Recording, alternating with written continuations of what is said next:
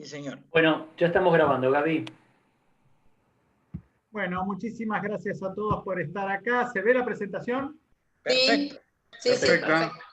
Bueno, el tema que nos convoca hoy es hipertensión y diabetes, con qué fármacos comenzar y con qué seguir. Si bien en el título hacemos referencia directamente a los fármacos, vamos a hacer un breve repaso de lo que es la epidemiología, la prevalencia de hipertensión, diabetes y los distintos factores de riesgo. Vamos a hablar rápidamente de lo que es los órganos blancos, los diagnósticos, lo que tenemos que mirar para finalmente hacer foco en lo que es el tratamiento.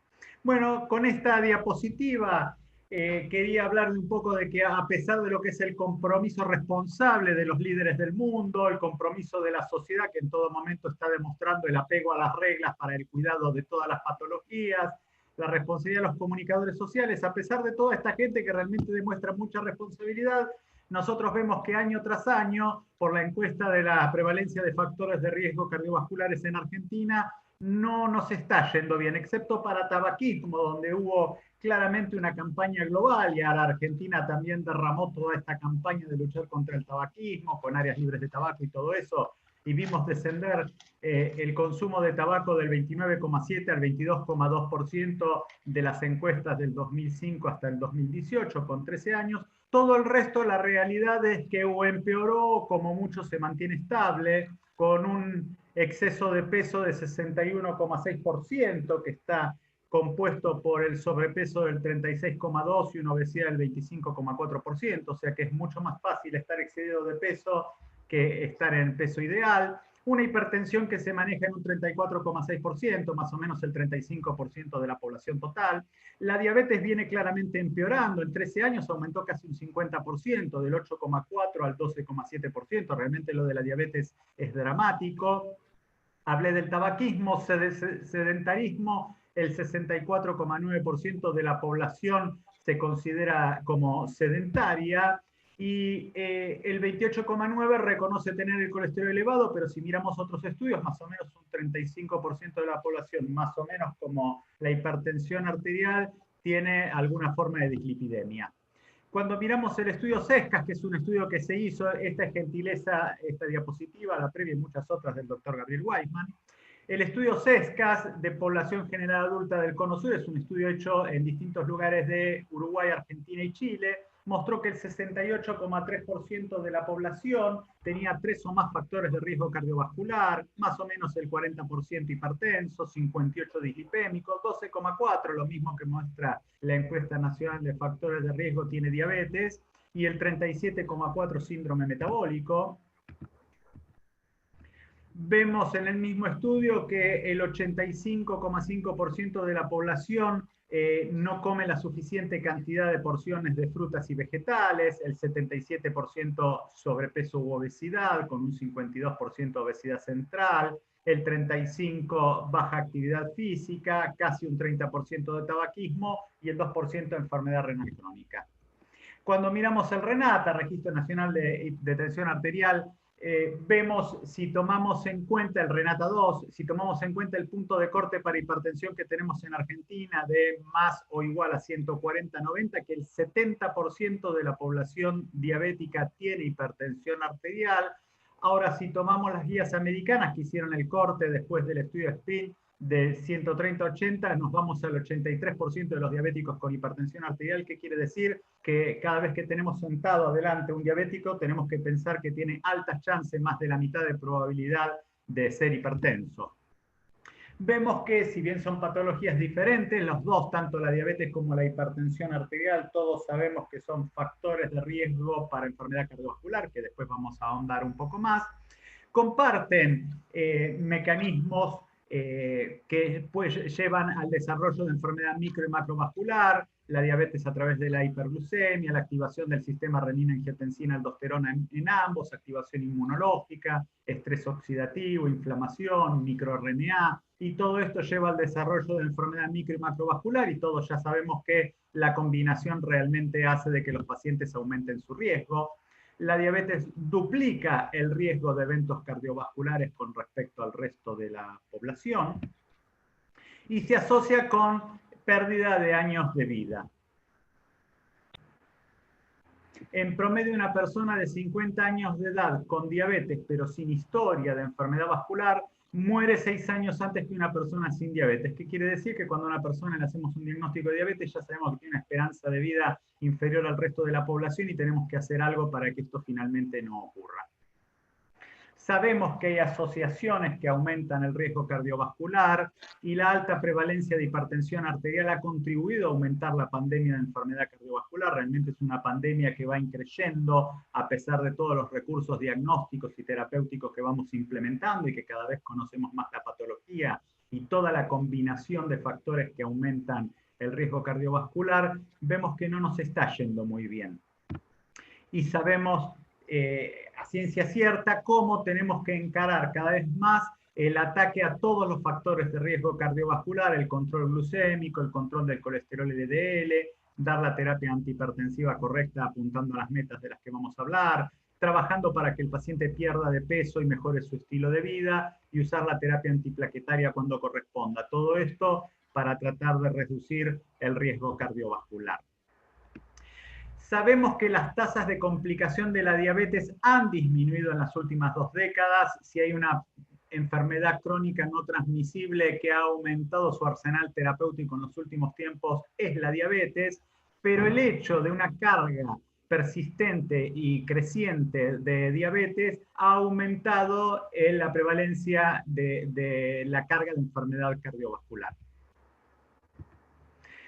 Cuando diagnosticamos a un paciente como diabético, en general lo estamos agarrando relativamente tarde, siempre podemos hacer algo y a eso nos dedicamos, pero ya los encontramos, depende del reporte, el 16 al 21% ya con retinopatía, del 12 al 23% de los pacientes ya tienen nefropatía y entre un 25 y un 40% de los pacientes tienen neuropatía. ¿Qué quiere decir? Que ya el daño vascular está ocurriendo.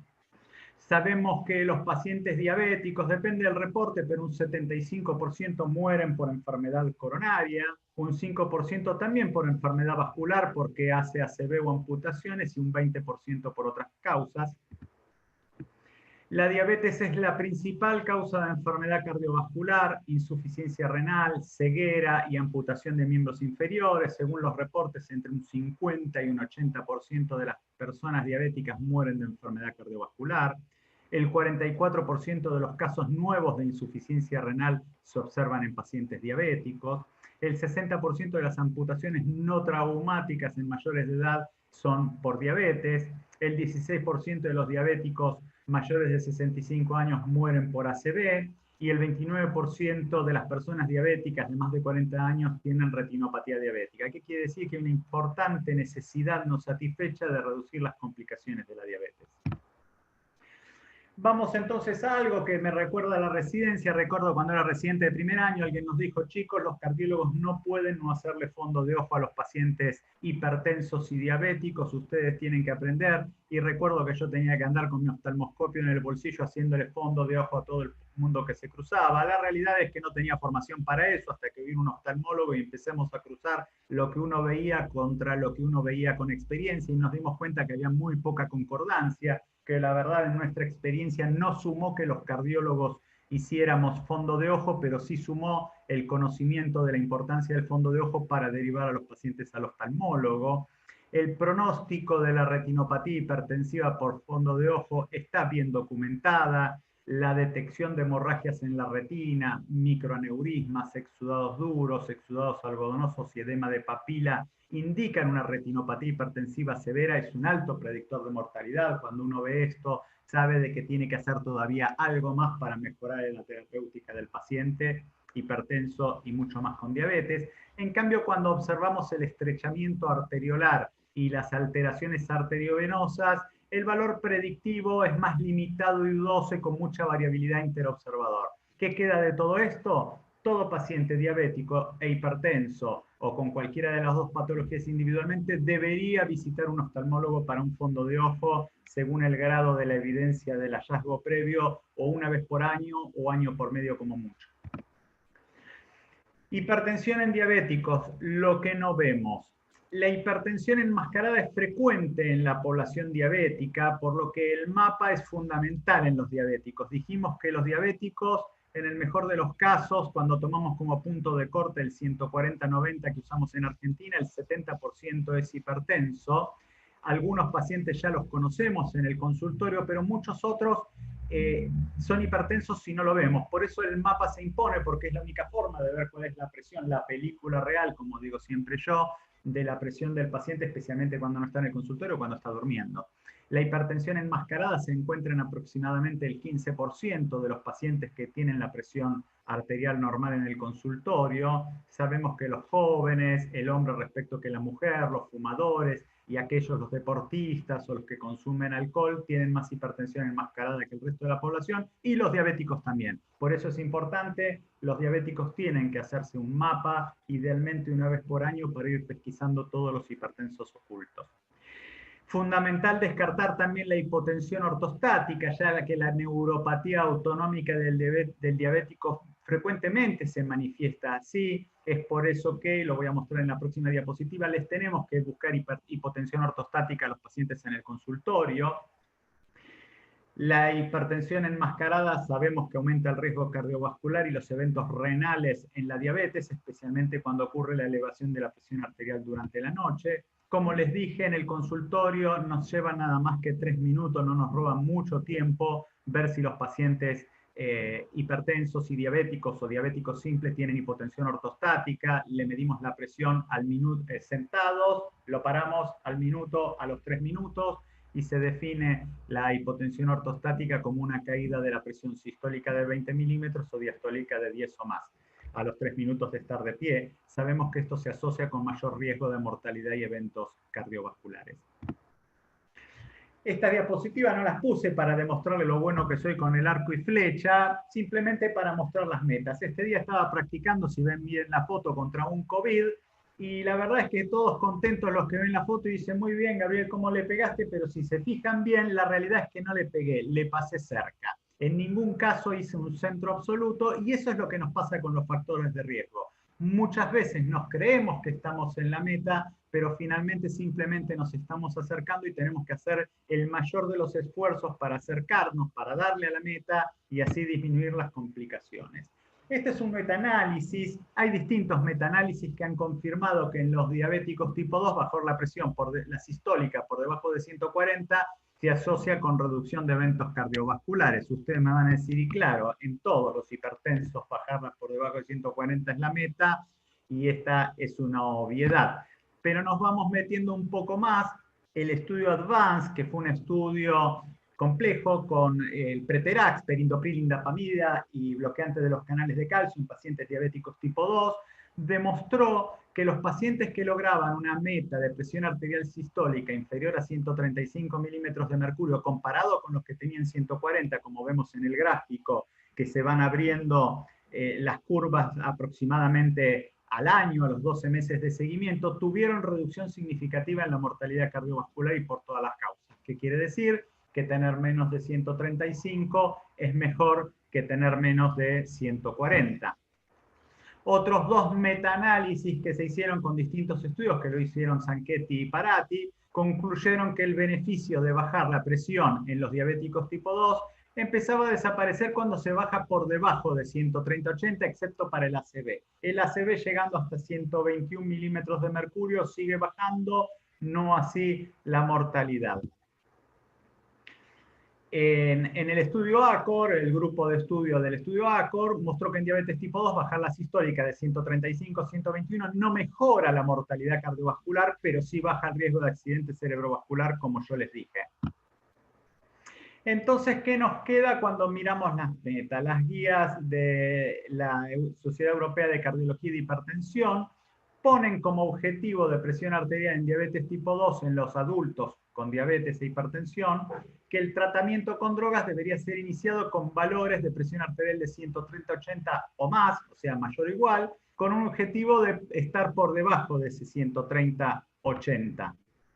Ahora, el consenso de la Sociedad Argentina de Cardiología, de la Federación Argentina de la Sociedad de Hipertensión, habla de hipertensión y síndrome metabólico primero, de hipertensión y diabetes después. que lo importante obviamente es trabajar sobre la disminución de peso a través de la dieta, el ejercicio. Sabemos que hacer ejercicio baja en forma constante alrededor de 8 milímetros de mercurio la presión arterial sistólica, y que es en verdad más o menos lo que uno observa en los estudios clínicos contra placebo de la mayoría de las drogas antihipertensivas en dosis única. O sea que el impacto del ejercicio realmente es importante y nunca lo tenemos que descuidar en las recomendaciones. Es mucho más fácil tomar una pastilla que cambiar la dieta y hacer el ejercicio, pero es algo sobre lo cual tenemos que trabajar, ¿sí? La influencia metabólica favorable convierte a los inhibidores del sistema renina-angiotensina en fármacos antihipertensivos de elección en el tratamiento de la hipertensión asociada a síndrome metabólico, y en cambio los diuréticos tiacídicos y los beta bloqueantes deben utilizarse con precaución en estos pacientes, no están prohibidos, no son la primera indicación. Ahora, cuando vamos a hipertensión y diabetes, acá habla en Argentina de que más o menos en los adultos con diabetes la prevalencia de hipertensión es del 80, dijimos que estaba entre el 70 y el 80, y que se duplica la hipertensión en los poblaciones diabéticos respecto que los no diabéticos. La coexistencia de estas dos patologías aumenta marcadamente el riesgo de enfermedad cardiovascular y microvascular con nefropatía, como nefropatía y retinopatía. Habla de que tenemos que iniciar el tratamiento cada vez que el paciente está en 140-90 y tratar de estar con un objetivo por debajo de 140-90, o sea, no es tan estricto como el europeo. Los IECA y los ARA2 son primera elección, especialmente en los pacientes con alto riesgo cardiovascular, albuminuria e insuficiencia renal, o sea, ya con impacto de órgano blanco a nivel renal. El tratamiento no farmacológico es importantísimo, el descenso de peso, una dieta DASH, que es una dieta para hipertensos, y actividad física, y que la mayoría de los pacientes, como ya sabemos, van a requerir 2 o 3 drogas. Sabemos que más o menos el 75% de los pacientes requieren de 3 drogas para lograr las metas de hipertensión arterial. ¿Sí? Así que de vuelta, elegir fármacos antihipertensivos como primera línea IECA, ARA2, y le siguen los bloqueantes cálcicos, que no interfieran con la terapia normolipemiante. Así que algunas recomendaciones de tratamiento en la hipertensión arterial. No sé si me escuchan porque dice que tengo conexión inestable. Bueno, algunas recomendaciones son, los pacientes deben... ¿Me escuchás? Sí. Sí, sí, bien. Bueno, los pacientes ya los pacientes diabéticos ya a partir de 120-80 deben recibir, en verdad todos, independientemente de la presión, deben recibir recomendaciones para los cambios de estilo de vida, para reducir las cifras de presión. No estoy diciendo que con 120-80 haya que darles medicación antihipertensiva, pero hay que empezar a apuntar a que se cuiden cambiando su dieta y su actividad física para que así ocurra. Cuando ya tienen hipertensión confirmada, o sea, tienen 2 o más registros de 140 y o 90, deben recibir cambios en el estilo de vida y tratamientos farmacológicos. Sí. Y cuando ya arrancan con 160-100, o sea, están más de 20 milímetros de sistólica por encima del punto de corte, o más de 10 milímetros en la sistólica 20 y 10 en la diastólica confirmada en el consultorio, deben, además de recibir las indicaciones higiénico-dietéticas, comenzar tratamiento con combinación de 2 fármacos. Sabemos hoy que la combinación ideal para empezar en estos pacientes, salvo alguna contraindicación específica, es un bloqueante de los receptores de angiotensina o un inhibidor de la enzima convertidora, combinado más con un bloqueante cálcico que con un diurético. Ahora tenemos distintas recomendaciones, no voy a ir tan en detalle, pero los fármacos preferibles según las situaciones clínicas específicas por la Sociedad Europea de Hipertensión y de Cardiología tenemos distintas. Puntualmente en el caso de los diabéticos, siempre primera elección, IECA, ARA2, bloqueantes cálcicos. Después, obviamente, si el paciente tiene insuficiencia cardíaca o enfermedad coronaria, van a aparecer los beta bloqueantes. Y así iremos haciendo distintas combinaciones. Si tiene insuficiencia cardíaca también, o para prevención de la fibrilación auricular, bloqueante de los receptores de angiotensina, enfermedad arterial periférica, IECA y bloqueantes cálcicos, pero básicamente síndrome metabólico y diabetes, IECA, ARA2, bloqueantes cálcicos después. Cuando vemos lo que tiene que ver con la enfermedad micro y macrovascular de la diabetes y lo que tiene que ver con la nefropatía o progresión de la insuficiencia renal, en general pensamos que todos los ARA2 tienen un efecto de familia. Los dos que han demostrado los mayores beneficios son el losartán en el estudio renal y el irbesartán 150 o 300 miligramos en el estudio IDNT. En los dos casos han demostrado retrogradar inclusive todo lo que tenía que ver con la micro y la macroalbuminuria. De vuelta, patogénesis de la enfermedad micro y macrovascular, algunas recomendaciones de tratamiento de la hipertensión en el paciente diabético. El tratamiento debe incluir IECA o ARA2, bloqueantes cálcicos, un diurético similtiazida, que incluye la indapamida, el tratamiento con múltiples drogas, 2 o más fármacos a máxima dosis es habitualmente necesario para alcanzar las metas de hipertensión arterial. Dijimos que el 70-75% de la población hipertensa requiere de 3 fármacos antihipertensivos y no hay que olvidarse de las metas. Un IECA o un ARA2 a la máxima dosis tolerada está recomendado como tratamiento de primera línea en los pacientes hipertensos con diabetes y con una alteración en el cociente albuminuria-creatinina. Uno ve muchas veces algunos médicos o nefrólogos que usan la combinación de IECA y ARA2, o sea, te dan un enalapril con un sartán. La realidad es que la evidencia a favor no es consistente y el tema está en discusión. Sinceramente no uso combinaciones, derivo a los pacientes a los nefrólogos, pero la idea es usar el IECA o el ARA2 a la máxima dosis que el paciente tolera.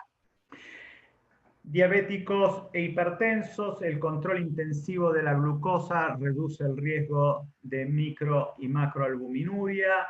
Sabemos que tenemos que tener la hemoglobina glicosilada por debajo de 7, lo más cercano a 6 posible. Las guías de ADA del 2020 hablan de que la terapia con metformina para la prevención de diabetes tipo 2 en los prediabéticos, especialmente aquellos con un índice de masa corporal mayor a 35, o en mujeres con antecedente de diabetes gestacional, se ha demostrado con la metformina el beneficio. Los beneficios cardiovasculares de fármacos como los SGLT2 o como los GLP-1 no dependen del descenso de la hemoglobina glicosilada, por lo que pueden ser considerados para los pacientes diabéticos tipo 2 con enfermedad cardiovascular independientemente de la hemoglobina glicosilada, o sea, empezar a tenerlos en el foco. Si el paciente ya está en terapia con varios hipoglucemiantes, que es lo que habitualmente recibimos, pero no con un SGLT2 o con un GLP-1, hay que empezar a considerarlos. Por eso el trabajo conjunto de diabetólogos con hipertensólogos es muy importante. Y estos SGLT2 que tienen una reciente aparición, sabemos que tienen el mecanismo de la glucosuria, que fue el primer mecanismo descrito y por el cual son tan buenos hipoglucemiantes, pero también un efecto de natriuresis al bajar el contenido de sodio, el volumen plasmático total, disminuye la rigidez arterial, el ácido úrico plasmático, la inflamación, el estrés de la pared. Todo esto tiene un efecto sobre la aterosclerosis, la arritmia ventricular y finalmente una protección cardíaca y renal. Hay distintos estudios con SGLT2. Estos estudios que menciono no son estudios específicos de hipertensión arterial, los hemos visto recientemente, el CANVAS con canaglifosina, el DECLARE con dapaglifosina, el EMPA-REG con empaglifosina, y en los análisis, en las revisiones sistemáticas, vemos la disminución de eventos cardiovasculares. Con el CANVAS han tenido un poquitito el tema de las amputaciones, pero los eventos cardiovasculares han disminuido, sobre todo a expensas de la internación por insuficiencia cardíaca. Entonces son hipoglucemiantes que hay que tener en cuenta. Si tengo que dar algunos mensajes finales, hipertensión y diabetes sabemos fuertemente que estratifican el riesgo cardiovascular como alto o muy alto. La verdad es que es una pésima combinación y que vemos con una alta frecuencia. Es una asociación que expresa el envejecimiento cardiovascular acelerado. Hay que tratar y corregir todos los factores de riesgo cardiovascular y lograr los objetivos terapéuticos, que podríamos decir una presión arterial cercana a 130-80, no mucho más bajo que eso, pero tratar de lograrla, no menos de 120 de sistólica, con un tratamiento combinado y un bloqueo del sistema renina-angiotensina-aldosterona, lograr el target de perfil lipídico para todos los pacientes, un LDL menor de 70 miligramos decilitro y en el caso de prevención secundaria menos de 55. Hay que luchar para lograr estos objetivos y es algo que uno no ve con tanta frecuencia en el consultorio. Vemos que los médicos tenemos cierta inercia terapéutica y es verdad que negociamos con los pacientes que no quieren mucho las estatinas y a veces con que la tomen y baje un poco nos quedamos tranquilos, pero tenemos que trabajar el tema de la estatina un poco más y cuando existe la hipertrigliceridemia ver si tenemos que asociar un fibrato.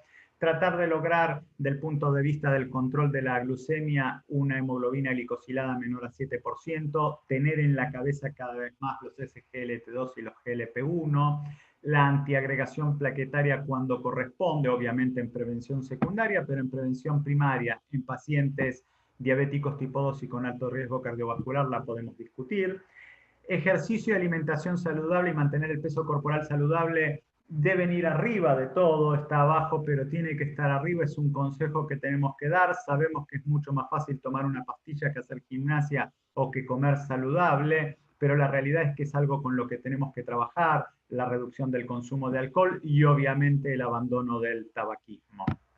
Así que bueno, en verdad cada vez que tenemos un paciente delante, siempre digo, no nos tenemos que contentar cuando nos dicen que van a hacer dieta y ejercicio. Muchas veces nos damos cuenta que los pacientes evaden o buscan evadir la medicación o el doctor cuándo me va a sacar alguna pastilla o no, y capaz que uno está pensando en subírsela o en aumentarle. Y hay que hablar claramente con el paciente de cuáles son los objetivos, por qué los tenemos que lograr, cuáles son sus órganos blancos, la evidencia que tenemos cuando les hacemos especialmente que tenemos nosotros la disponibilidad de los chequeos donde les miramos las arterias de miembros inferiores, de cuello, vemos si está hipertrófico, lo mandamos al oftalmólogo para que les haga el fondo de ojo, vemos si están isquémicos o no, hacer todo el despliegue de los resultados puestos en la mesa frente al paciente y explicarle por qué tiene que tomar lo que tiene que tomar y que no podemos esperar a que haga dieta y ejercicio, que algunos cumplirán, otros no, algunos lograrán las metas o no, y dejamos pasar el tiempo con todo este daño en sus arterias. Así que bueno, no perdamos de foco las metas,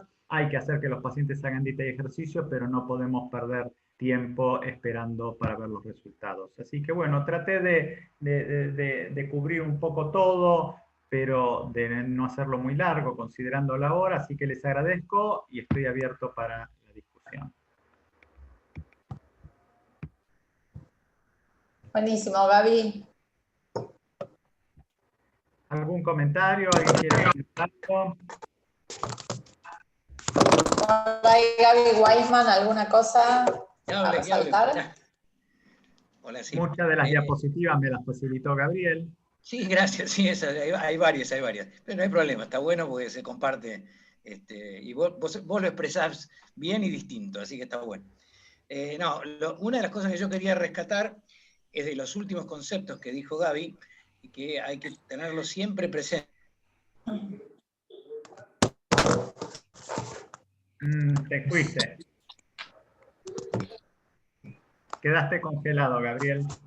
Bueno, no, yo estoy bien. Decías que tener siempre presente es lo último que escuché.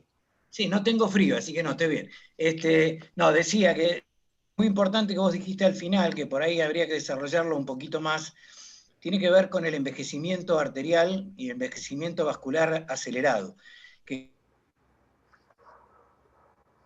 Se congela.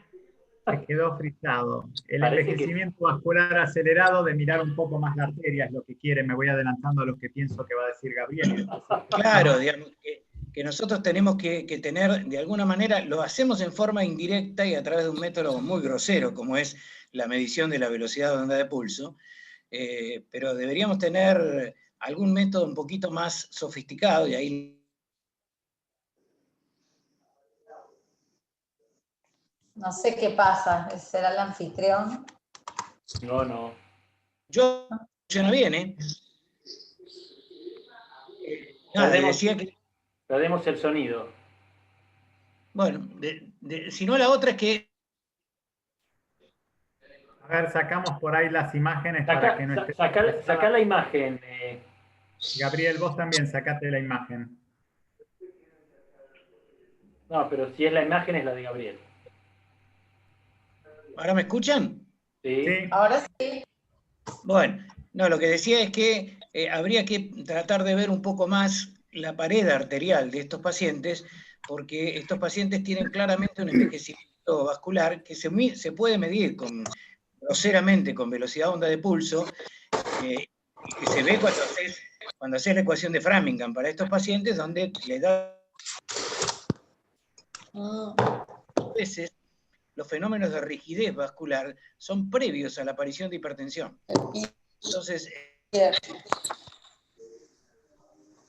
sí, el seguimiento con velocidad de onda de pulso en estos pacientes es fundamental cuando miramos la edad arterial, que eso lo vemos siempre en los reportes de velocidad de onda de pulso, y también vemos ahí el impacto de cuando a los pacientes les controlamos la presión, les controlamos los lípidos y les bajamos la glucosa, cómo baja la velocidad de onda de pulso y recupera elasticidad la arteria. ¿Te tenemos, Gabriel?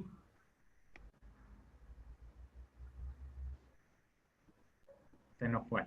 Bueno, no sé si alguien quiere hacer algo ahí. Ahí volvió Gaby, no sé. Bueno, a ver si puedo decir algo, ahí yo estoy, ahí me veo. Nada, la otra cosa que quería decir, que vos nombraste el estudio ACORD. El estudio ACORD es fundamental, pero que es muy importante un estudio de seguimiento que hubo del estudio ACORD, que es el estudio Acordeón. El estudio Acordeón fue un estudio de seguimiento de los pacientes. Ustedes se acuerdan que en el ACORD había pacientes a los cuales había dos objetivos. Uno era un objetivo de presión de llegar a menos de 120-80 y había un objetivo de hemoglobina glicosilada de llegar a menos del 7%. Cuando dividieron a los pacientes en el seguimiento, aquellos pacientes que habían llegado a valores normales de presión arterial y no estaban con hipoglucemia y no tenían deterioro por descenso de la hemoglobina glicosilada, a esos pacientes se los siguió durante 10 años. Y resulta que a los pacientes que estaban normoglucémicos sin tener hipoglucemia, pero que se les bajó la presión arterial por debajo de 140-90, tuvieron menos eventos cardiovasculares. Eso está publicado, es el seguimiento, es observacional, pero es el seguimiento a largo plazo, 5 años más que el estudio ACORD, donde claramente se vio que en los pacientes diabéticos hay que bajar más la presión arterial, y lo que hay que tener en cuenta no es una cifra, sino un rango, que también lo mostraste vos, y el rango de presión tiene que estar entre 130 y 140, de acuerdo a cual el paciente lo tolere, y entre 70 y 80, en cuanto el paciente lo tolere, 70, 80, 85, y nunca menos de 120 y nunca menos de 70. Si uno, digamos, tiene esa idea, el diabético típico UKPDS, que tiene una diabetes de reciente comienzo, que no tiene fenómenos macrovasculares con eventos previos, en ese paciente seguramente podemos llegar más abajo. Y el paciente ACORD también se puede llegar más abajo, pero probablemente necesitemos más tiempo, porque existe lo que en medicina conocemos como autorregulación de flujo, y cuando los pacientes están acostumbrados a tener cifras elevadas de presión arterial, tienen las curvas tanto de autorregulación cerebral como periférica corridas hacia la derecha. Con lo cual, funcionan con autorregulación a mayor presión. A medida que le bajamos bruscamente la presión, estos pacientes tienen isquemia, tienen hipoperfusión.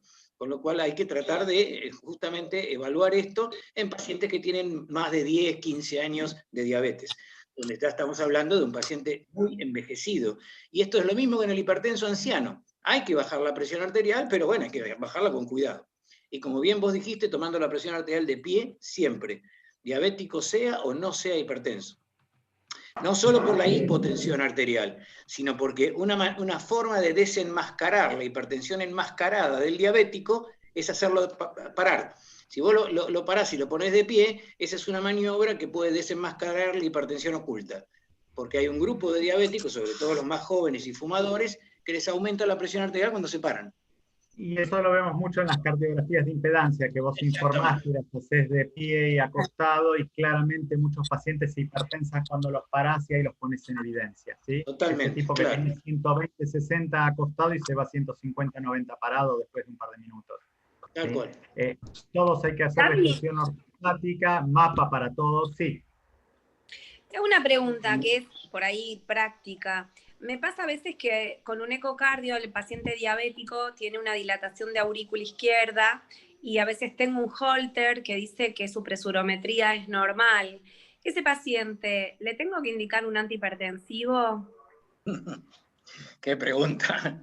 Sí, a ver, si no está hipertenso, la verdad es que tengo que ponerme en estricto no. Sí le pediría yo mi indicación, esto que vos decís lo vemos todo el tiempo, ¿sí? Esa dilatación de la aurícula izquierda y que al tipo el mapa le da que no es hipertenso. Un tipo que no es hipertenso no lo medicaría con antihipertensivos y sí le iría diciendo dos cosas. Uno, que empiece a tomar todo lo que sean las medidas higiénico-dietéticas, ejercicio y alimentación como si fuera hipertenso, avisarle que muy probablemente pronto le digamos que es hipertenso y que se haga controles periódicos, que venga al consultorio, que se haga mapa por lo menos una vez por año, monitoreo domiciliario de presión, porque ese paciente pronto lo vamos a diagnosticar como hipertenso, casi seguramente. Mira, ¿sí? la respuesta parcial, Mariela, la dio un estudio que fue un estudio en realidad en obesos con síndrome metabólico, no diabético, que fue el estudio TROFI. El estudio TROFI se hizo con candesartán, con 16 miligramos, y si bien el endpoint era ver cuántos pacientes con presión arterial normal alta se normotensaban y no volvían a desarrollar hipertensión, lo que nos dejó como enseñanza el TROFI no es que hay que medicar a esos pacientes, pero sí que cuanto antes los mediquemos en cuanto tengan hipertensión, mejor, porque los pacientes que no recibieron candesartán y siguieron estando hipertensos, desarrollaron hipertensiones más severas que aquellos que empezaron antes.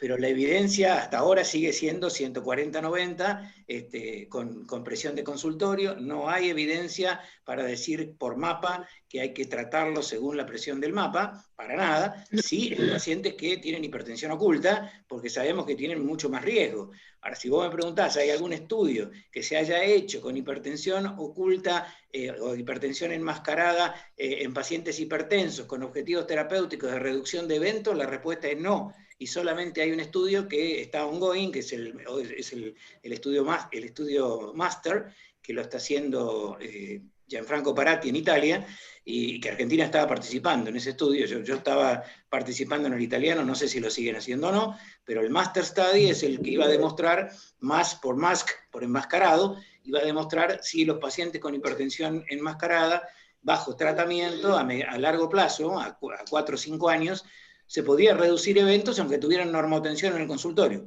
que es un poco tu pregunta, pero con mapa normal sí que no hay ninguna evidencia de absolutamente nada, ¿no? Nada.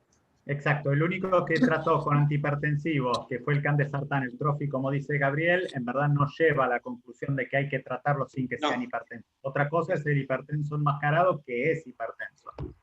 Exacto. Y otra pregunta, cuando a veces iniciamos inhibidores de SGLT2 y el paciente tiene 3 drogas antihipertensivas, suele manifestarse con mucha astenia a la mañana, generalmente tipo 10. ¿Es necesario ahí tomar la decisión de quitar alguno de los otros antihipertensivos? Eso es paciente por paciente. Si el paciente, cuando vos les pones el SGLT2, que es un diurético, entre otras cosas, y les baja la presión, muchas veces le tenés que bajar. Eso lo estamos viendo en el consultorio. Ahora, decir, ¿es necesario cuando le pones el SGLT2 sacarle medicación antihipertensiva? No, no lo podemos decir en forma generalizada. Eso lo digo, claro. Hay estudios que en promedio, por mapa, en promedio, bajan entre 6 y 8 milímetros de mercurio de sistólica, por mapa. Sí. O sea que hay un descenso significativo. Como dice Gaby, esto es en forma individual. Hay pacientes que no les baja 1 milímetro de mercurio y hay otros que yo he visto que le baja 10 o 12. Entonces, bueno, cuando el paciente está recibiendo 3 drogas y se comporta como hipertenso resistente, lo que jamás le sacaría es un bloqueo del sistema renina-angiotensina, a menos que se trate de una mujer en edad fértil que no usa ningún tipo de anticonceptivo. Pero fuera de esto, digamos que es la única indicación para sacarla, la droga número 1 es el bloqueo del sistema renina-angiotensina, y la número 2, que tampoco le sacaría, es la amlodipina, o los dihidropiridínicos.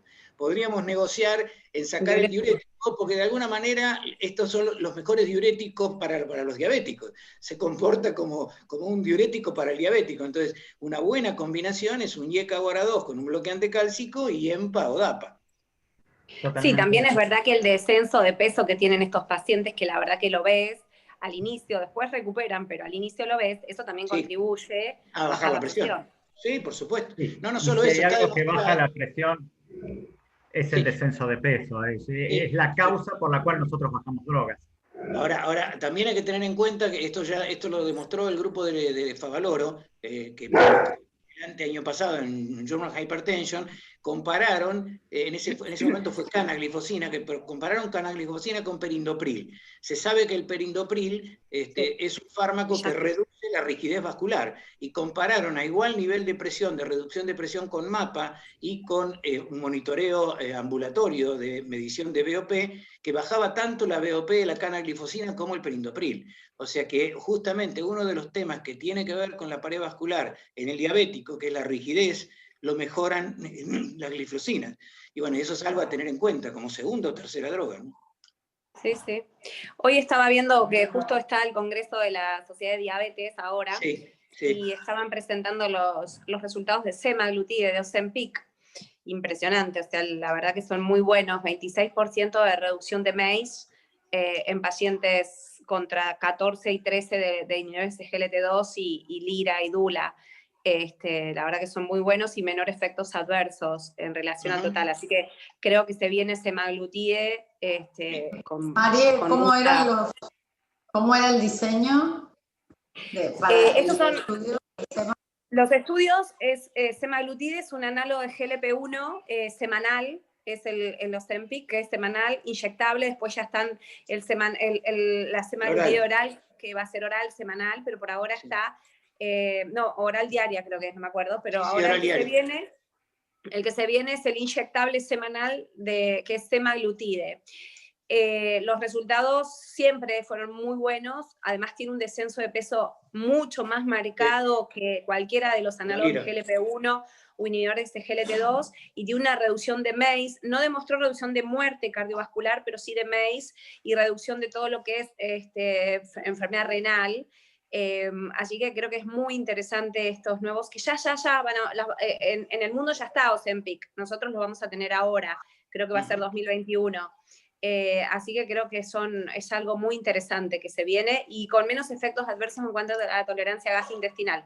Eso sí, un efecto adverso sumamente malo, que es el económico. Va a ser más caro que Victoza, sí.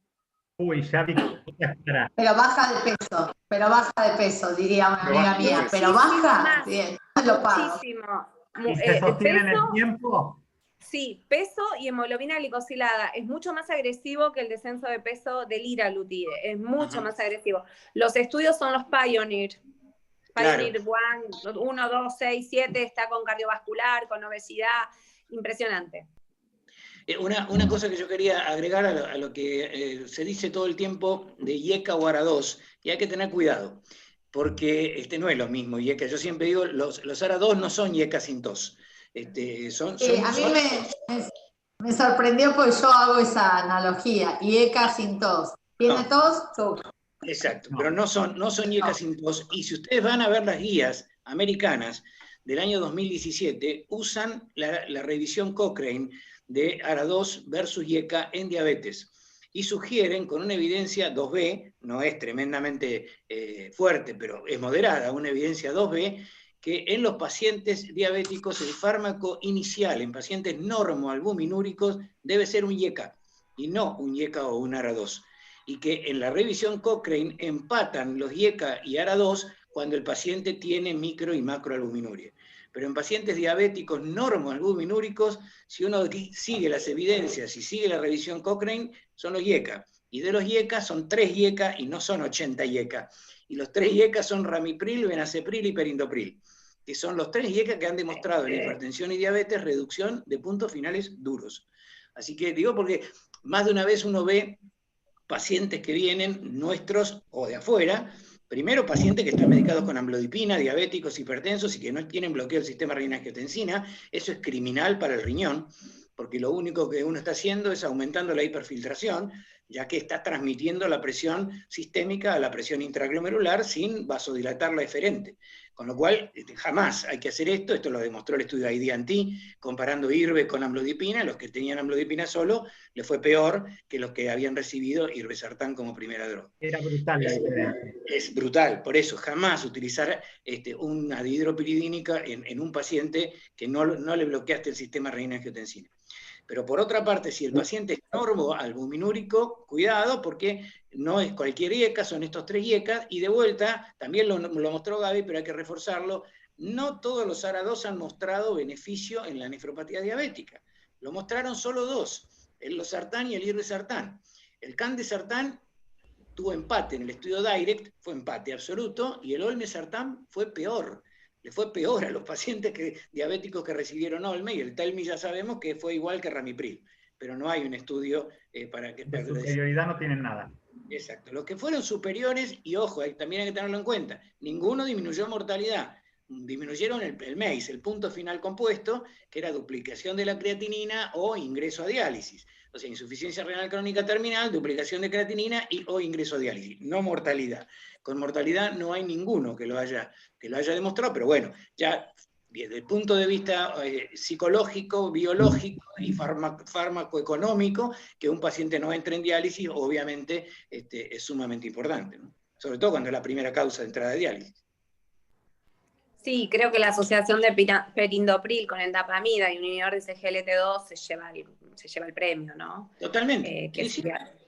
Es el estudio Advance junto con las glifosinas y con los análogos de GLP-1, pero sobre todo con las glifosinas, que han disminuido la enfermedad microvascular renal de una manera impresionante.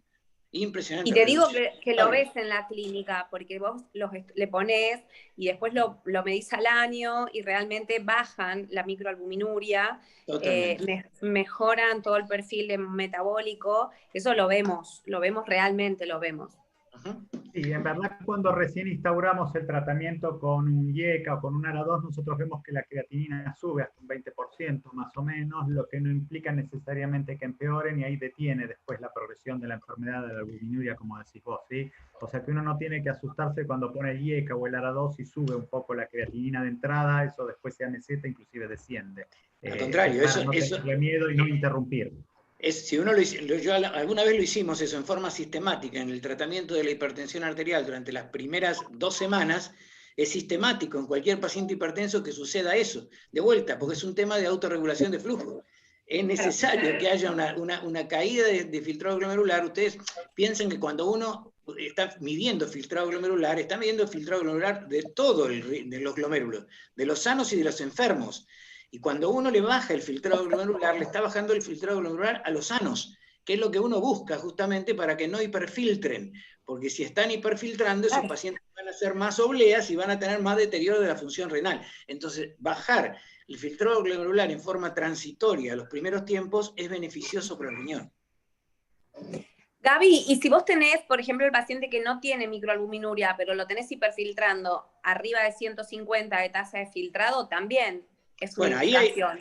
Ahí hay estudios que la indicación es IECA, y tenés que utilizarlo, porque está teniendo 120, 130, 140 mililitros por minuto de filtrado glomerular, ese paciente se va a deteriorar. Ahora, de vuelta, ¿hay algún estudio clínico randomizado que haya demostrado a largo plazo que esos pacientes tienen menos eventos? No, la verdad que no. Pero sí los inhibidores de CGLT2, eso ya está demostrado. Inhibidores de CGLT2 sí, eso sin duda. Ahí sí lo podés utilizar como tratamiento de la diabetes, por supuesto. Sí, claro, pero le das el gol de decir bajamos otro parámetro con la misma droga. Sí, ¿no? Mejorás la presión arterial, mejorás la rigidez vascular, sí. Animate, charlante, vamos. Quería hacer un pequeño... Vamos, Carlitos. Tenemos que aportar algo a los cardiólogos. Esto es mucha hipertensión y mucha gente de diabetes. Ahí la doctora la veo. Vos dijiste algo muy interesante, Mariela, que es que cuando vos ves que te informan que hay dilatación de la aurícula izquierda, cuidado, en el medio local, ¿cómo se informa la dilatación de la aurícula izquierda? En este momento hay un reporte ACE del año pasado, que participa incluso la gente de La Plata con Ricardo Rondero, de la gente del cardiovascular. Es un multicéntrico para saber cuál es el valor normal de la aurícula izquierda, ¿sí? Que muchas veces nos peleamos nosotros a lo largo de toda la mañana con nosotros mismos. Vos no deberías aceptar que una aurícula está dilatada si el operador no te midió por lo menos por encima de 32 mililitros metro cuadrado. ¿Qué quiero decir con esto? El tipo tuvo que hacer todo el estudio de la aurícula en 2 cámaras, 4 cámaras, y corregirlo por superficie corporal. Y eso no se hace. Claro. Así que ojo con eso que te venden de que el tipo tiene una aurícula dilatada.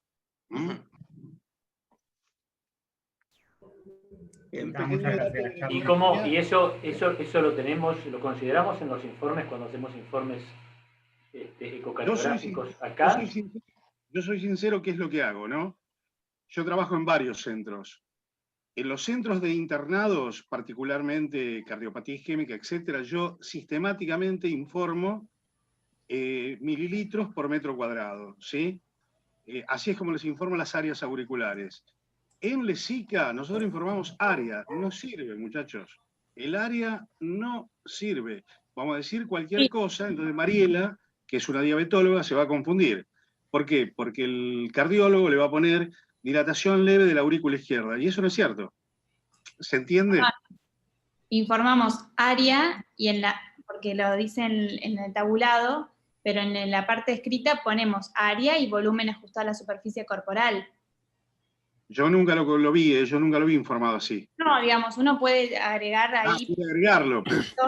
Para agregar lo que quiere. Hay que hacer toda una medición especial, ¿no? O sea, siempre claro, se mide área largo, hay que medir las dos áreas, 4 cámaras, 2 cámaras, el largo y se calcula. Claro. Pero el reporto en Lesica se podría empezar a reportar perfectamente. Claro, sí, yo creo que todos lo reportamos porque es, como decís, hay que, digamos, si no en la área sola no se puede, digamos, comparar, no se puede, digamos, ajustar a nada, y en todo lado se compara justamente el área sola, no se puede comparar ni es parámetro de nada y tiene que ajustarse a la superficie corporal. O sea que entonces el corte, digo, para los que no somos ecocardiografistas, es ¿de cuántos mililitros? 25. ¿25 o 35? 35. O sea, que no tengo que mirar el área, miro el volumen. Dilatado es a partir de 36 mililitros metros cuadrados. La realidad es que nosotros aproximamos generalmente con el área. Vos pones el área, si el área es menor de 20 o de 18, nunca va a estar dilatada la aurícula. Jamás va a estar dilatada. Si el área es mayor de 20, bueno, ahí uno ya mide el volumen y lo corrige por superficie corporal. En el informe original de Lesica, que eso es algo que estamos trabajando a ver cómo modificamos dentro de lo que se puede la historia clínica, no está pautado el volumen, porque aparte es una medida que se empezó a usar, sí, no tan ahora, pero digamos que es que los últimos 7, 8 años que se impuso.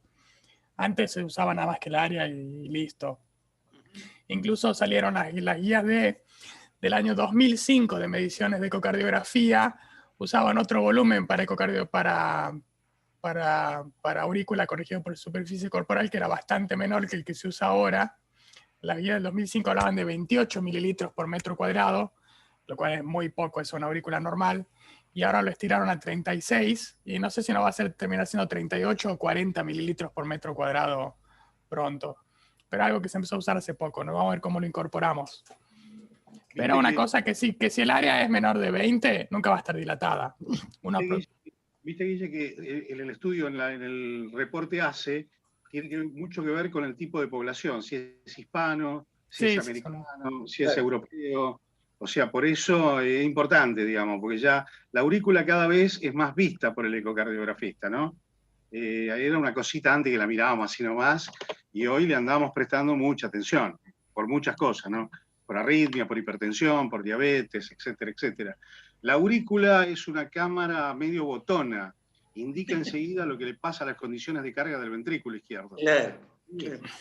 Sí, una cosita que pasó de largo y que también la dijo Gaby, pero que creo que hay que reforzarla porque en Lesica todavía se sigue viendo el uso de los diuréticos tiazídicos, y las guías NICE en el año 2019 y ahora este año en las guías internacionales de la Sociedad Internacional de Hipertensión no hablan más de tiazidas como droga de asociación, sino símiltiazidas. Y símiltiazidas quiere decir clortalidona, dosis baja o indapamida. No es más selección, digo, porque la hidroclorotiazida sigue andando en los consultorios y sigue andando en las indicaciones. Cuando es una droga de asociación que viene una combinación fija, bienvenida, bueno, listo. Es una combinación fija, el paciente tiene que adherir y la usamos. Pero tratar de no usarla como monoterapia, o si tenemos que usarla en comprimidos separados, es preferible usar indapamida o clortalidona. Pero es más barata, Gaby. Es más barata la hidrocloro que la Sí, está indapamida. bien, pero sobre todo si estamos hablando de pacientes diabéticos, el trastorno metabólico que te va a ocasionar una tiazida no es el que te va a ocasionar una indapamida. Vos no te olvides que la indapamida nació con el nombre de Noranat, y el Noranat era un bloqueante cálcico que se utilizaba para el espasmo cerebral. Después, vasodilatador, sí. Exactamente, es un vasodilatador que además tiene efecto diurético. Además tiene efecto diurético. Exactamente. Sí, el impacto metabólico es muy bajo. Exacto. Y de todos modos lo del precio, yo entiendo la comparación de precio indapamida e hidroclorotiazida, pero en las combinaciones la hidroclorotiazida prácticamente siempre viene con un ARA2 que es más caro que el IECA. Y la indapamida, la única combinación que tenemos en Argentina es con el perindopril, que termina dentro de la combinación siendo un poco más barata. Aún así las diferencias son pocas, y con el 70% de descuento finalmente tampoco en nuestra población de lesica es tan dramática, ¿sí? No, en David, otros lugares ¿qué pasa con los...? Sí, pero perdón, pero está mucho más generalizado el uso en cardiología de valsartán o de losartán, y no vemos mucho el uso de perindopril, ¿no? A mí me pasa que los pacientes vienen medicados por los cardiólogos ya con valsartán o con losartán, y ahí adosados una hidrocloro. Bueno, eso tiene que ver mucho con el marketing más que con la evidencia. Si vos miras las prescripciones de Weisman o las mías, vas a encontrar perindopril y indapamida por todos los costados. 90% de IECA mío es perindopril, pero bueno, el problema es que con perindopril no viajás, es así. Una pregunta, Gaby, a los dos Gabis. Pacientes no diabéticos, mayores de edad, mujeres osteoporóticas, ¿ahí la tiazida no tiene ningún rol? Sí, por supuesto. En pacientes que tienen osteoporosis, sí, porque si necesitas mejorar la excreción de calcio, pero también la podés lograr con clortalidona, porque tiene un mecanismo de acción tubular también similar, y con dosis de 6,25 de clortalidona lo podés lograr igual. No necesariamente tenés que usar hidroclorotiazida. Perdón, Gaby, ¿la clortalidona sigue estando en Argentina? Sí, pero se llama eurético y viene de 50 miligramos. Es el eurético y tiene 50 miligramos. El problema es que tenés que partirlo en octavos, porque la dosis máxima que yo uso de clortalidona es 12,5. Sí, es un cuarto de la pastilla. Exacto. Cuarto de pastilla se usa entonces. Sí, para hipertensión. Si querés algo baratito, es más barata la clortalidona que la hidroclorotiazida. Me imagino, cuanto más viejo, más barato. Así es. Es así, ¿qué va a ser? La verdad es que de todos modos la clortalidona nunca se la trabajó a nivel de marketing, entonces muchos médicos hasta todavía hoy los parásitos te dicen no existe la clortalidona en la Argentina. No, exactamente. No, el único que lo iba a hacer era Takeda, porque lo iba a asociar a silsartán y al final no salió. O sea, está registrado en ANMAT, que iba a ser una combinación de acilsartán con clortalidona, y nunca Takeda lo quiso sacar al final. Sí, y yo en Abbott tengo la combinación en toda Latinoamérica de candesartán con clortalidona y con clortalidona y amlodipina, pero como se lanzó en Latinoamérica y no existe en los países de anexo 1, Estados Unidos, Canadá, Japón, Europa, no la puedo traer a la Argentina. Ahora, higrotón es clortalidona también. Sí. Hay algunas clortalidonas de 12,5, ¿eh? Y tenés otra marca más también, no me acuerdo ahora cómo era, porque la verdad es que la pongo como genérico. Higrotón, te digo, el higrotón yo lo prescribí. En Brasil. En Brasil, clortalidona 12,5. Tenés otra. El higrotón, el Novartis lo sacó del mercado acá en la Argentina. No está más higrotón. Por eso digo, solo quedó, me parece, que el eurético. Los otros el eurético es el único que yo puedo usar, porque sé que hay, que lo mando a la farmacia, pero es de 50 miligramos. Sí, porque te contestan de las farmacias que se lo sacaron de mercado. Sí. Exacto. Sí, por eso, porque no lo tienen estoqueado y no quieren, vale 2 mangos, no quieren pedirlo, obviamente. Una pregunta a los dos, Gabriel, desde el punto de vista práctico, ¿no? Cuando ustedes reciben un diabético hipertenso, que es bastante común, digamos, de acuerdo al grupo etario que pertenezca, digamos, en PAMI están todos diabético hipertenso. Sí. ¿Cuánto les lleva a ustedes consulta de consultorio? ¿Cuánto tiempo ustedes logran las metas, lo que explicabas vos, Gabriel, los objetivos? La tensión arterial de hasta 130, bueno, obviamente mejorar el perfil lipídico. ¿O decís en cuánto tiempo lo lográs? Exacto, ¿cuánto tiempo entre... Si el tipo responde, ¿no? Me voy a adelantar. Me voy a adelantar, Carlos. A ver, la realidad es que depende en qué institución uno está. En Lesica, pre-cuarentena, cuando uno podía citarse al paciente en sobreturno, yo te diría que las metas de hipertensión en general nunca me tomaron un mes. Antes del mes las tenía, porque uno lo medica, lo va viendo 7-10 días, 7-10 días y lo va ajustando. ¿Sí? Las metas de lípidos no las mido tan rápido, les doy un poco más de tiempo, entonces no te voy a hablar de un tiempo preciso, pero en general uno no tardaría más de 3 meses en tenerlo. Con la glucosa no me meto, dejo que lo manejen las chicas de diabetes, pero hipertensión arterial, la realidad es que las metas en general uno las tiene al mes cuando tiene esa afinidad paciente colaborador y médico y disponibilidad de recursos, ¿sí? Por eso lo de recitar al paciente hipertenso, independientemente de que sea diabético o no, es fundamental para mí. Muy importante. Y ahora me encuentro con la situación esa. Gabriel Weisman, vos. Y lo mismo, ¿no? De vuelta, no generalizo porque también es cierto que hoy las causas más frecuentes fuera de las secundarias, ¿no? De hipertensión resistente son la hipertensión sistólica y la hipertensión en el diabético. Entonces, también es cierto que en un porcentaje no menor de los pacientes no son adherentes, y al no ser adherentes siguen haciendo dietas muy ricas en sodio, no bajan de peso, no hacen actividad física, y en esos casos a veces uno necesita más tiempo para lograr las metas y muchas veces no las logro. Tengo que recurrir a espironolactona o a eplerenona como tercera o cuarta droga. En general trato de llegar a la meta siempre antes de los 3 primeros meses, que esto es lo que demostró el estudio Value. O sea, el Value demostró claramente, para una sola cosa sirvió el estudio Value de Novartis, porque la amlodipina le ganó al valsartán, pero le ganó al valsartán porque normotensó antes a los pacientes. Entonces, si vos la gran conclusión del estudio Value es que deberíamos tener en metas a los pacientes antes de los 3 primeros meses. Ese es el intervalo que más demostró reducción de eventos. Última pregunta. Yo tengo, antes de que hagas tu última pregunta, lo que se llama el pseudocontrol. ¿Qué quiere decir? Que entre el mes y los 3 meses logro controlar al paciente, y si bien uno lo educa de que la hipertensión es asintomática, el impacto en las arterias del paciente, todo eso, y ves que ese paciente que tenés controlado dentro de los primeros 3 meses, no lo tenés controlado al año por el hecho de que tenés mucho paciente que te abandona el tratamiento. Se sienten bárbaros, controlaron la presión, me curé, ya está, y abandono todo. Y sabemos que hay un porcentaje. Tomo la mitad de la amarilla, porque estaba bien la presión, así que ¿para qué voy a tomarla toda? Acá, perdón, lo que hay según Alfabeta, hoy hay varias clortalidonas. Benplas de Casasco, el Eurético de Casasco, el Higrotón de Novartis y el Prenoretic de AstraZeneca. Espera. El Prenoretic es una combinación de prenormine, que es el atenolol original, junto con clortalidona. El Benplas clortalidona atenolol. Eso. El Benplas tiene clonidina y clortalidona. Hermoso.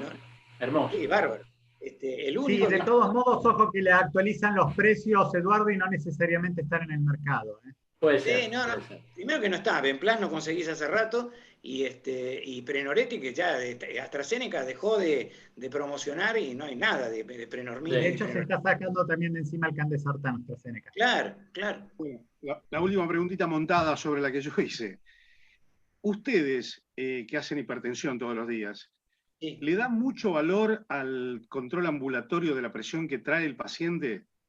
No, sí y no. O sea, yo le doy valor y le pido al paciente que me traiga el tensiómetro con el que se tomó la presión.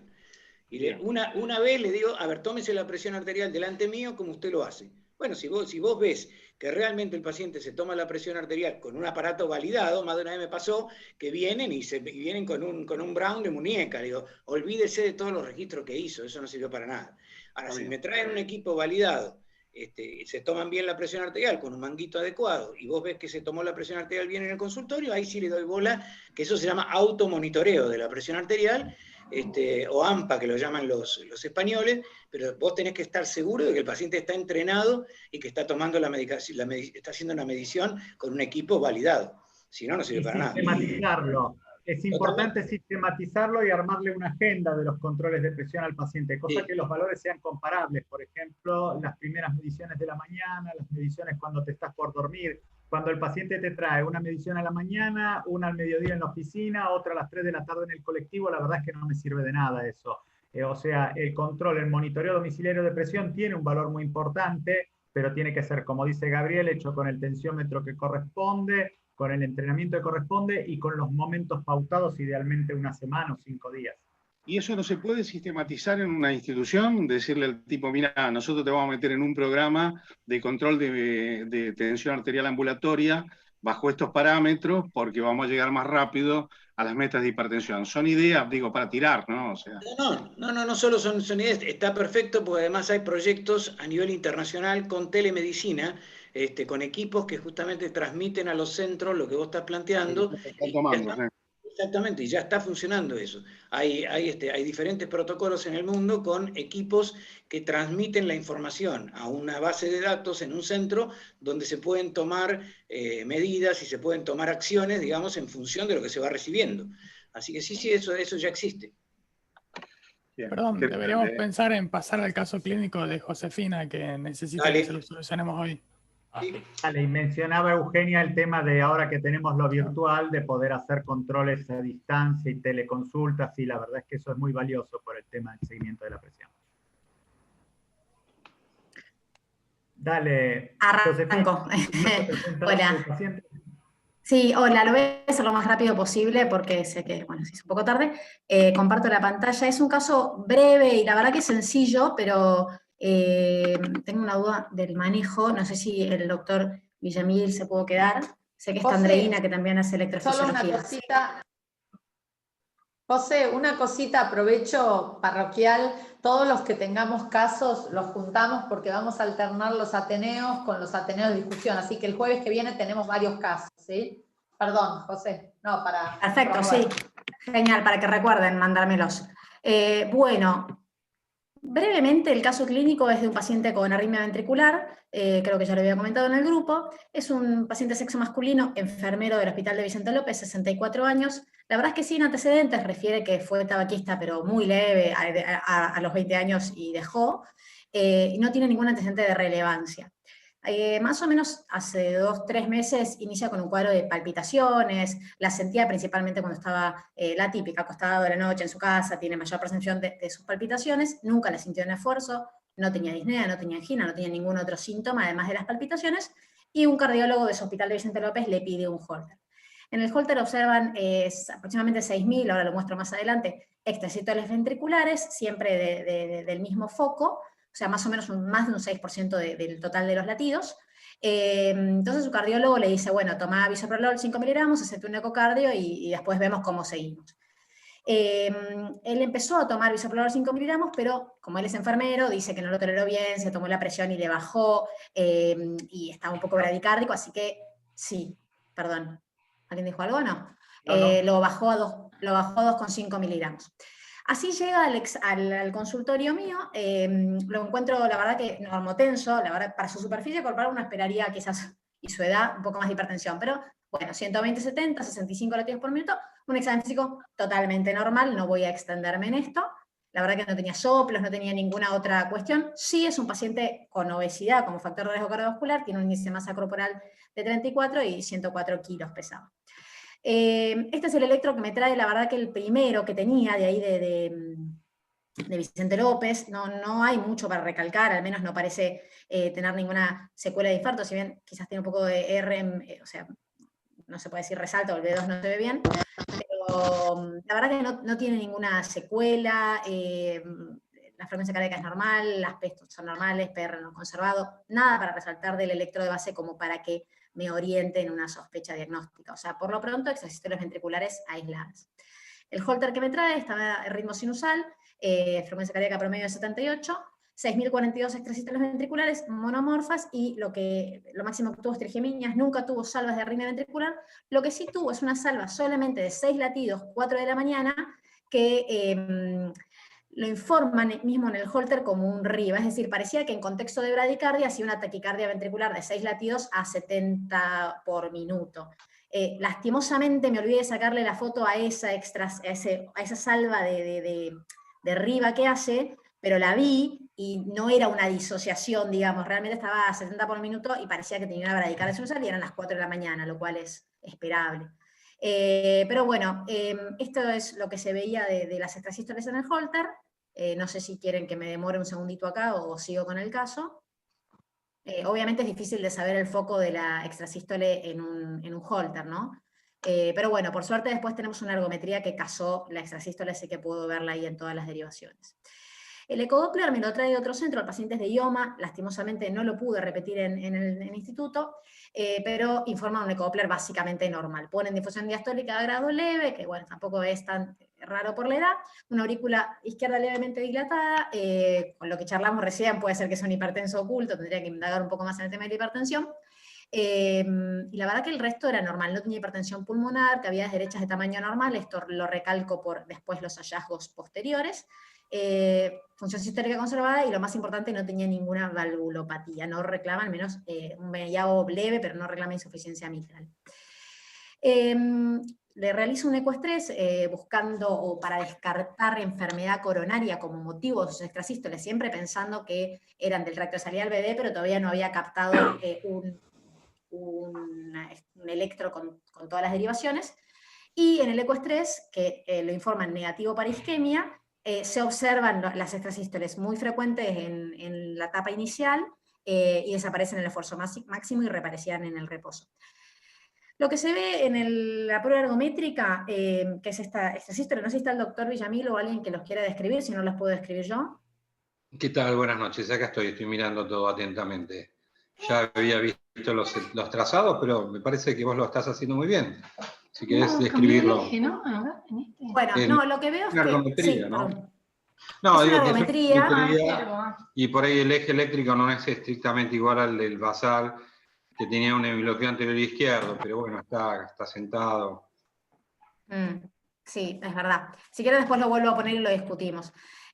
Básicamente en el electro lo que veo es, la extrasístole, perdón, es con bloqueo de rama derecha, con un resalto, ay, perdón, justo se me puso mi niño acá, con, perdón, tiene una imagen de bloqueo de rama derecha y lo que decíamos es que tiene una transición precoz, o sea, en B1 ya es positivo, y el eje es positivo en cara inferior y negativo en cara lateral, o sea, en ABL y también en B1. Disculpen, el horario no me ayuda. Bueno, nada, eso, no sé si tienen alguna cosa para comentar. Yo inicialmente viendo por ergométrica, la verdad es que no es típica del tracto de salida al BD, pero sí podría ser del tracto de salida al BI, principalmente lo que me parecía era que era de cúspides aórticas, como foco probable de esta extrasístole, pensando que era una extrasístole benigna, ¿no es cierto? Lo charlé también con el doctor Muratori y le pareció también que podía ser de cúspides aórticas este trazado. No tuvimos otro foco de extrasístole. No sé, usted, doctor, si le parece que puede ser de otro sitio. A ver, voy a hacer un planteo general. Analizando el informe del Holter, uno puede leer que lo describen como extrasístole de muy alta densidad. En realidad, si uno saca la cuenta de acuerdo a la cantidad de latidos en las 24 horas, apenas si llega a ser de alta densidad, está en 5.4%. Todos sabemos que realmente se llama de alta densidad cuando supera el 5% de los latidos la extrasístole. Así que desde el punto de vista de la cantidad, sí, es de alta densidad, pero no tan alta. Ahora, en cuanto a la calidad, tampoco es algo que llame la atención la complejidad de la arritmia. Hay bigeminadas, trigeminadas, pero no hay duplas, y el ritmo idioventricular nocturno que tiene, que no aparece en los trazados, es muy probable que sea un DIVA que no tenga nada que ver con esta extrasístole. O sea que lo primero que destaco es que tengo algunas diferencias con respecto al informe que se hizo. El segundo punto es que la ergometría a veces es una mala forma de ver los detalles electrocardiográficos para identificar la localización de las extrasístoles, porque la posición en la cual obviamente se toma es distinta a la del electro. Entonces, a veces, un dato tan importante como la polaridad en D1 de la extrasístole, en la ergometría te puede dar positiva, como en este caso dudosa, y en un electrocardiograma común, normal, en el cúbito dorsal, te podría dar negativa, ¿verdad? O sea, salvando esa distancia, la arritmia está en un paciente patologías cardiovasculares demostradas, por lo menos sin estudios grandes como resonancia u otras cosas, es de una densidad alta pero controlable, sin síntomas, digamos, relacionados a la arritmia como síncope, presíncope, u otras cuestiones. Entonces, la verdad es que le quito un poco de peso al tema. Y me preocupa, ¿no? Y obeso, sí, pesa más que... Ahora que vienen los dos datos que me complicaron un poco la historia, porque hasta ahora decíamos, bueno, arritmias del tracto de salida del VI podría ser algo benigno y nada más. Brevemente cuento del laboratorio, no había nada demasiado importante, tenía función renal normal, no tiene los mejores triglicéridos, pero tenía un buen LDL, quizás después puedo ahondar un poco en eso, pero ahora me preocupé más en su arritmia.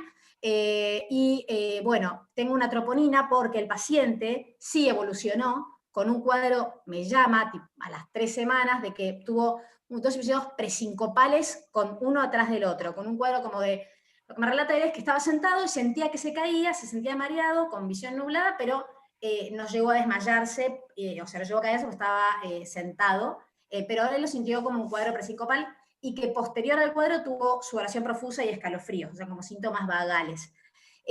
Además de eso, en el momento refería que tenía la visión borrosa y el mareo y no mucho más, no niega palpitaciones en ese momento, ni angina, ni disnea, ninguna otra cosa. Estaba siendo observado por su mujer, relató exactamente lo mismo. Acudió a guardia después de este evento, le hicieron electroenzimas cardíacas negativas, un tomo de cerebro que fue normal por las dudas, y bueno, lo interpretaron como un síncope, no le dieron una interpretación, digamos, lo mandaron a casa con esto y al otro día me fue a ver. Pero bueno, como punto para que me saltó un poco la alerta. Con estas dos cuestiones, y la verdad es que no era una arritmia típica del tracto de salida del bebé, como para quedarme tranquilo que era una arritmia benigna, le pedí una resonancia cardíaca, y acá está el problema. No sé si quiere, yo la tengo ya abierta para hacerlo más rápido. Y en cuanto a la localización, si uno hace los criterios de Enrique, ya hay unos trabajos nuevos, Baranchuk, en fin, y uno puede dividir en cuadrantes. En general, esta arritmia puede ser más del tracto de salida del ventrículo izquierdo, pero también hay porciones de la parte derecha del corazón que son el tracto de salida del ventrículo derecho, que son cercanos a la válvula